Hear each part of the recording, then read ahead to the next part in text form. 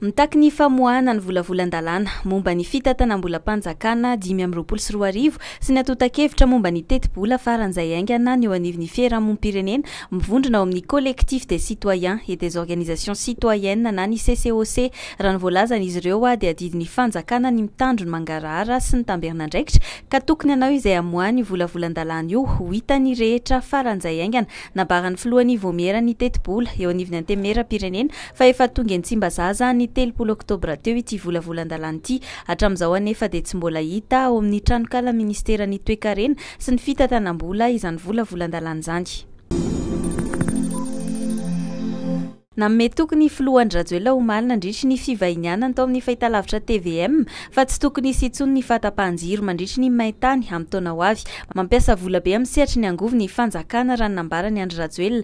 Nasongadina manokana tamin'izany ny tetikasa fanamboarana toerana ahazoana angovo azo avy amin'ny herin'ny masoandro amin'ny faritra maro manerana ny nosy. Ho an'Antananarivo manokana dia nambarany ny fametrahana foibe famokarana angovo mandeha amin'ny masoandro manana tanjaka hatramin'ny 20 megawatt.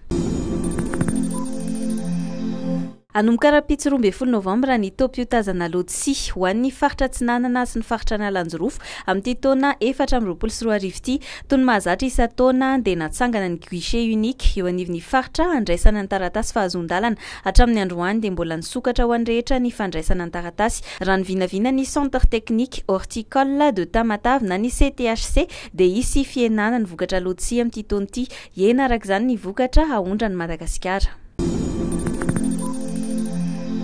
Nitaterahana ny 7 novambra lasa teo tao Ambohy Borimanga distrika Ambatondrazaka ao amin'ny faritra Loatra Mangoro ny fanokafana ny taopambolena 424 524. Nandritra izany no nitondrany Zaka Randriapeno talen'ny fampiroboroboana ny fambolena sy fiompiana amin'ny faritra iny. Fa fotoana ilazana amin'ireo mpamboly fa afaka manomboka mamboly izy ireo no antony nanaovany ny lanonana iny. Miankina amin'ny rano kosa hoy izy ny ahafahany tantsaha manomboka ny asa. Misy hoy izy ireo ny tanimbary efa nahazo rano ka afaka manomboka avy hatrany raha mbola miandry orana kosa ny akamarony. Nivoaka Omaly alahady alina ny lisitry ireo mpilalao 420 natsony Romuald Roro Rakotondrabe hiatrika ireo lalao roa farany amin'ny fifanitsanana iadina ny amboarany Afrika eo amin'ny taranja-baolina kitra na ny CAN izay atao amin'ny 2024.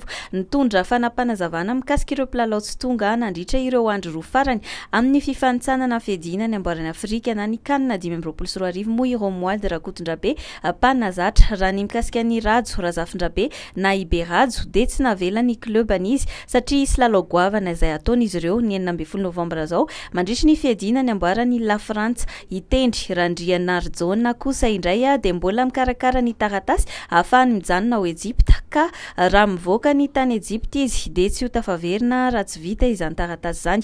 Hakim Abdallah kosa indray dia olany eo amin'ny klobany no tsy nahafahany raha tokana monjy ny ekipam-pirenena izy. Ankoatr'izay dia misy ireo maratra toa ny Clément Couturier sy Louis Demoléon. Ny hafa kosa hoy mpanazatra dia safidy ny tsy niantsoana azy ireo.